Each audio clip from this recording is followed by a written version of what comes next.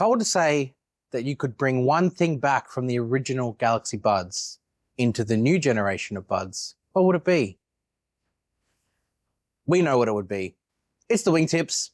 They're back.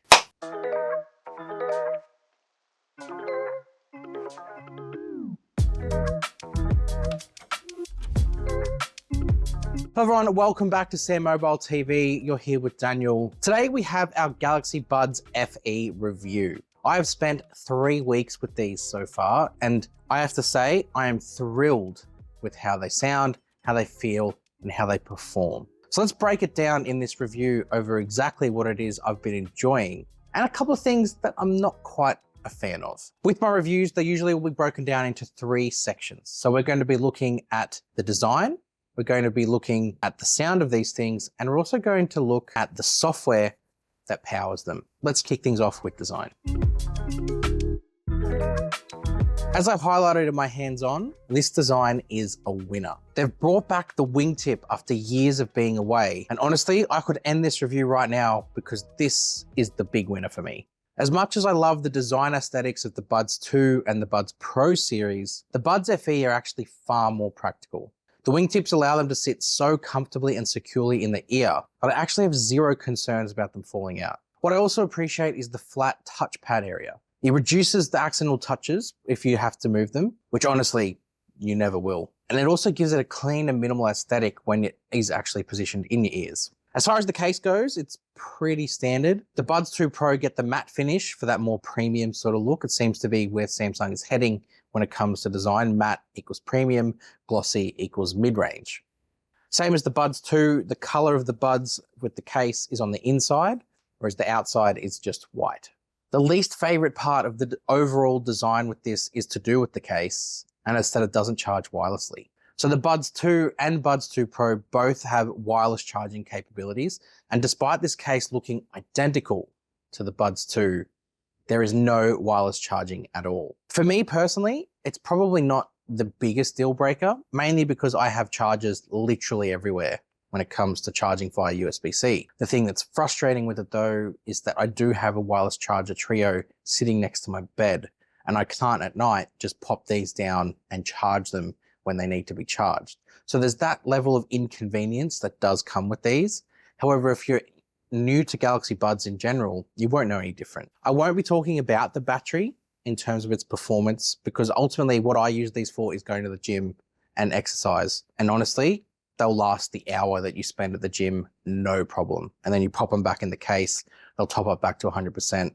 You'll probably be charging the case, depending on how frequently you use it, once every 1 to 2 weeks, if that. I have done a hands-on where I talk about the stats of the battery and the specs, so maybe go and check that out. I'll leave a link for that in the description.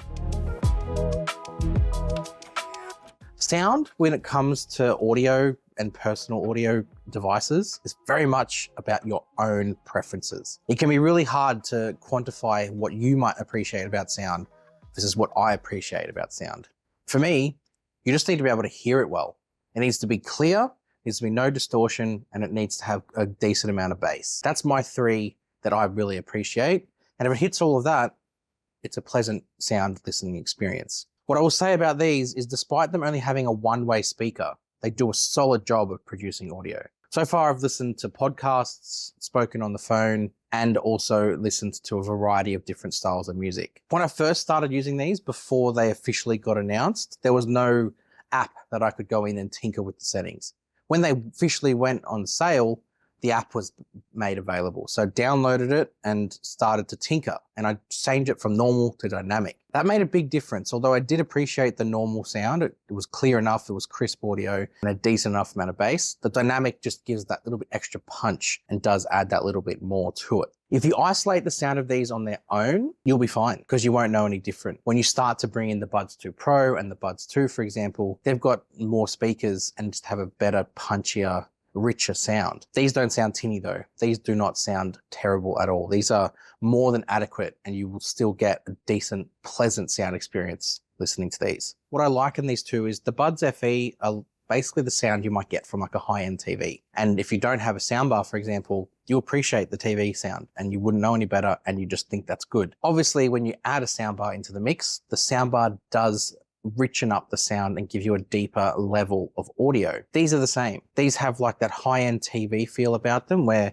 they sound good enough and you'll appreciate it. And for 95% of people, this will be great. But if you do want that richer sound experience, go to the Buds 2 Pro. But honestly, these are solid. ANC is also part of the sound experience. Samsung is saying 98% noise cancellation coverage with the ANC on these. That's a big upgrade if you consider that the Buds Plus didn't have ANC at all. So these effectively, in my opinion, are a Buds Plus upgrade. I would say though, in execution, you actually probably get more. Because the ANC is using microphones to cancel out noise from outside, what else is really appreciative here is the passive noise cancellation. Because of the fact they have that wingtip design and they create this almost like perfect seal of your ear, noise from outside is not coming through thanks to the fact your ear is pretty much sealed. Double that with the ANC and you've got a very compelling noise cancellation package here. I haven't used these a great deal on calls. I've mainly used them for video calls, if I'm honest. Honestly, the sound that outputs from the microphones is more than adequate. I recorded a video of myself using the Buds for the microphone purposes. So you let me know how they sound below. So this is the sound of the microphones from the Buds FE. Let me know how they sound in the comments. I'll obviously make a comment of it too, but I've heard they're quite good from other people who I've had calls with. So be sure to let me know what you think. Now with any Buds that Samsung make, there is accompanying software to go with it. Buds FE is no different. At first, it wouldn't download, but that was because I was lucky enough to get these before announcement. But once I did able to get into the software, all of the tinkering settings are there. There is obviously things that Samsung take away from this compared to the higher price counterparts. Things like 360 audio recording aren't here. Things like Samsung's version of conversation mode, where it will automatically shut off active noise cancellation, turn on ambient sound, allow you to bring in audio from the outside world in while you're talking to someone. That's not here. What is here though is all the stuff you would expect when it comes to Samsung software. You have the option to be able to find the perfect fit for your ear type.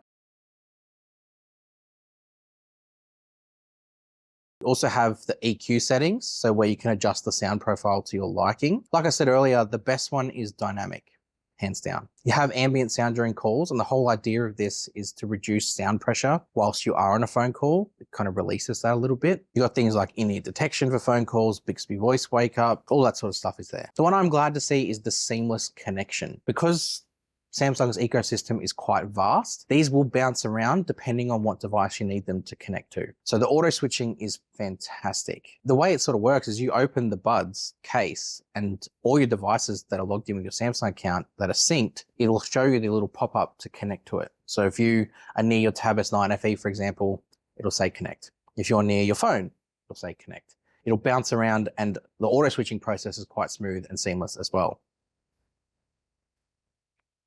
Overall, if you're in the market for a new set of Samsung Galaxy Buds, or really looking for your first pair, these are a no-brainer. I cannot recommend these more. Their price point is significantly cheaper than the rest of Samsung's Buds lineup, and the fact that they have the wingtips literally make this worth it, even if they were more expensive.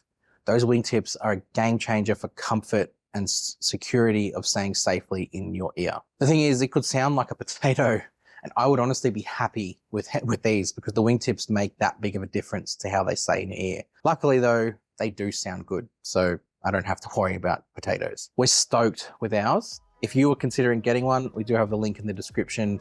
Make sure you go check that out. Thanks for watching, and make sure you subscribe to SamMobile TV for reviews like this, all sorts of videos that we have planned upcoming. Next year in particular, it's going to be massive for us. Go check out our website and see you next time. Thanks.